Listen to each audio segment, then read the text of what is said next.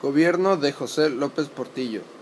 Reformas electorales. José López Portillo llegó a la presidencia de la República tras un proceso electoral sumamente cuestionado y una crisis política. La causa fue que, por primera vez en décadas, el candidato del PRI fue el único en presentarse de manera oficial a la contienda. El PCM también era reconocido, pero nada más su campaña fue simbólica por no ser un partido tan reconocido. Incluso el PAN, que históricamente había fungido como adversario en elecciones anteriores, no presentó candidato alguno. La legitimidad de López Portillo fue puesta en entredicho desde el inicio, por lo que el gobierno tuvo que aprobar en 1977 la Ley Federal de Organizaciones Políticas y Procesos Electorales, que permitió la ampliación del sistema pluripartidista y se acompañó de una amnistía que benefició a presos políticos e integrantes de la guerrilla. Aunque no incluyó a líderes campesinos ni dio respuestas sobre los desaparecidos políticos, permitió que los partidos minoritarios lograran representación en el poder legislativo, además de brindarles recursos económicos. Además, se incrementó el número de diputados a 400, se redujeron requisitos para el registro de partidos y se estableció la condición de obtener 1.5% de la votación para conservar el registro. Política económica. Durante el periodo de López Portillo ingresó al país abundante capital producto de la venta del petróleo, pero el endeudamiento creció, lo que permitió que se pospusiera el cambio de modelo económico.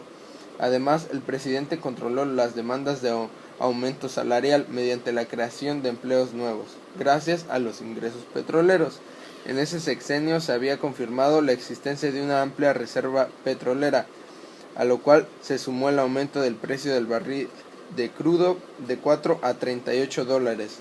El petróleo fue llamado entonces palanca de desarrollo, pues se contaba con mayor cantidad y valía mucho más que antes, pero no hubo planeación adecuada para el uso de los recursos. El crecimiento económico dependió en su mayoría de las exportaciones del petróleo, mientras el resto de la industria se mantuvo estancada. Debido a que los recursos provenían también en parte de los préstamos que recibía México del exterior, el crecimiento de la deuda externa se elevó a niveles peligrosos, pasando de 9.075 millones de dólares en 1974 a 71.000 millones en 1981.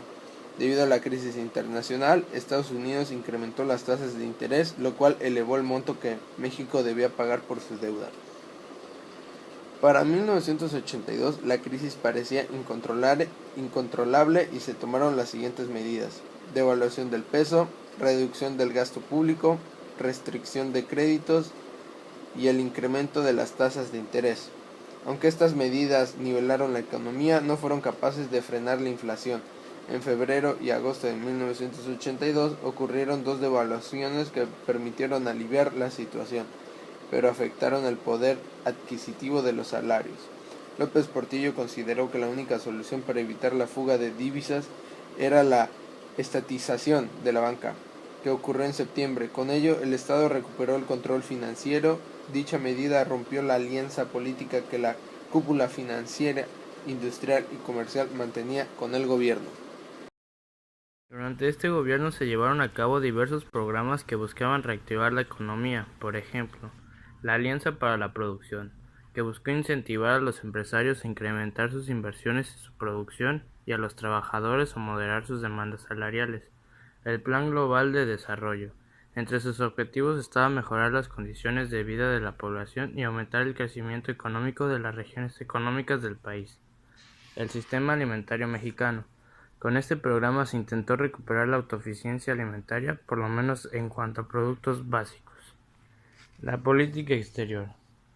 Entre sus principales acciones se pueden mencionar: México reanudó las relaciones diplomáticas con España tras la muerte del dictador Francisco Franco. Se apoyó la revolución sandinista en Nicaragua. En 1980 se firmaron los Acuerdos de San José para suministrar petróleo a Centroamérica y el Caribe. Se buscó un nuevo acercamiento con el Vaticano, mismo que quedó manifiesto en 1979 con la visita del Papa Juan Pablo II. En 1981, México fue sede de la Cumbre Norte-Sur en Cancún, Quintana Roo. A dicha reunión acudieron presidentes de los países industrializados para entablar negociaciones que permitirían establecer un nuevo orden económico mundial.